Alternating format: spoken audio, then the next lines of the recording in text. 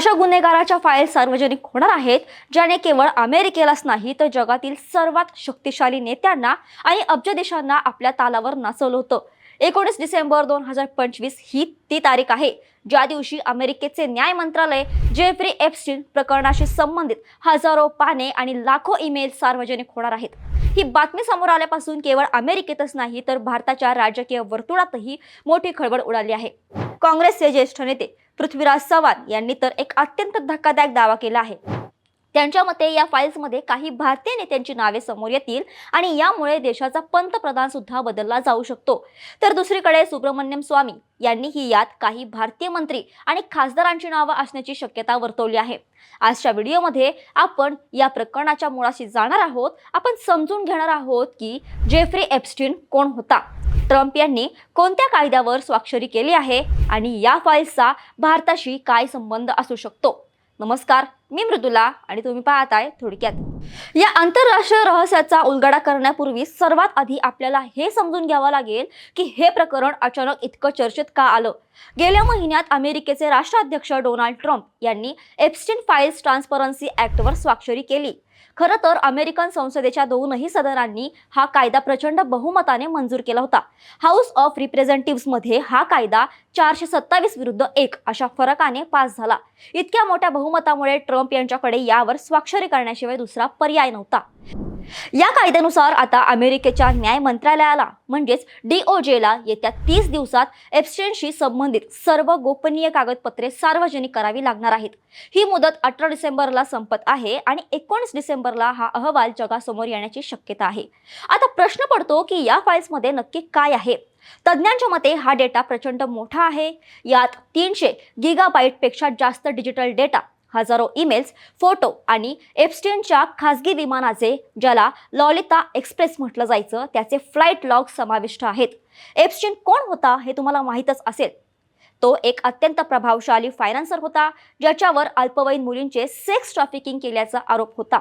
2005 मध्ये एका 14 वर्षांच्या मुलीच्या तक्रारीवरून हे प्रकरण पहिल्यांदा समोर आलं आणि नंतर कळलं की हे तर केवळ हिमनगाचं टोक आहे। या प्रकरणात जगातील सर्वात मोठ्या हस्त्यांची नावे अडकली आहेत। नुकत्याच सार्वजनिक झालेल्या 19 फोटोंमध्ये डोनाल्ड ट्रम्प स्वतः, माजी राष्ट्राध्यक्ष बिल क्लिंटन, मायक्रोसॉफ्टचे संस्थापक बिल गेट्स आणि ब्रिटनचे प्रिन्स अँड्र्यू यासारखी दिग्गज नावे दिसत आहेत। बिल क्लिंटन आणि एप्स्टीन यांचे तर खूप जुने संबंध असल्याचं बोललं जात आहे। बिल गेट्स यांनीही एप्स्टीनला भेटल्याची कबुली दिली आहे, ज्यामुळे त्यांच्या प्रतिमेला मोठा धक्का बसला होता। पण आता येऊया भारताच्या संदर्भाकडे। पृथ्वीराज चव्हाण यांनी माध्यमांशी बोलताना एक खळबळजनक विधान केलं।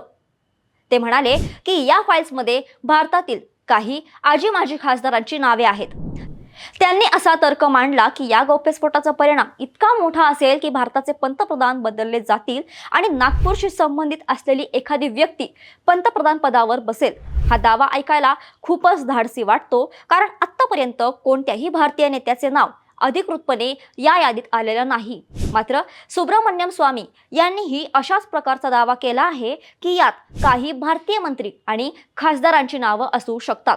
आतापर्यंतच्या कागदपत्रांमध्ये केवळ एका भारतीय नावाचा संदर्भ आला आहे, तो म्हणजे केंद्रीय मंत्री हरदीप सिंह पुरी यांचा। 2014 मध्ये त्यांना एका कार्यक्रमाचे निमंत्रण देण्यात आलं होतं असा उल्लेख आढळतो। मात्र भाजपने हे स्पष्ट केलं आहे की यात कोणत्याही प्रकारचे गैरवर्तन नाही, हे केवळ नाव वापरण्याचे तंत्र आहे। पण चव्हाणांचे म्हणणं आहे की 19 डिसेंबरला जे बाहेर येईल ते यापेक्षाही कितीतरी पटीने गंभीर असेल।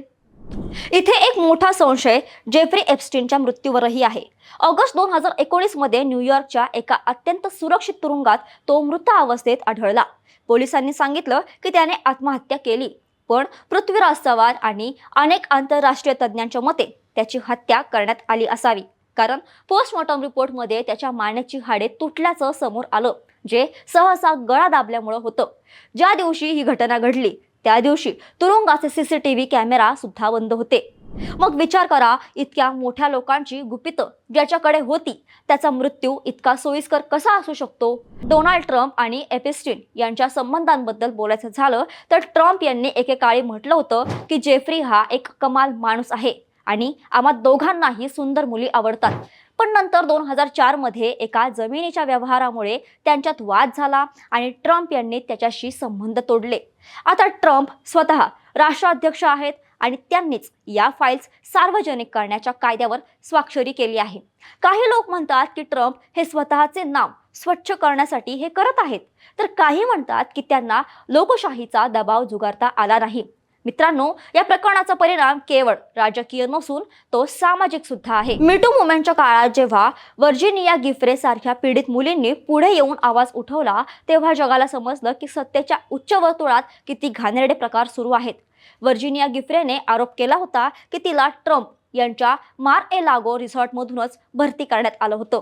जरी तिने ट्रम्प यांच्यावर वैयक्तिक आरोप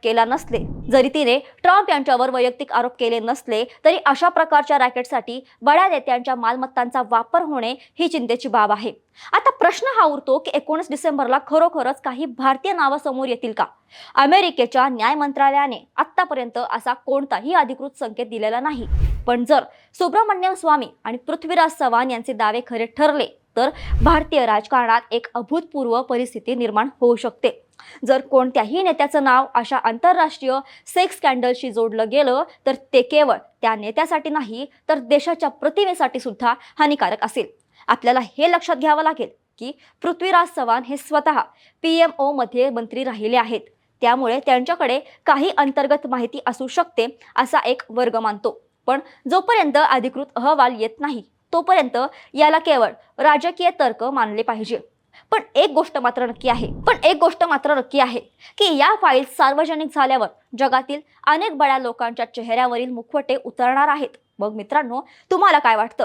पृथ्वीराज चव्हाणांनी केलेला दावा खरोखरच सत्यात उतरेल का?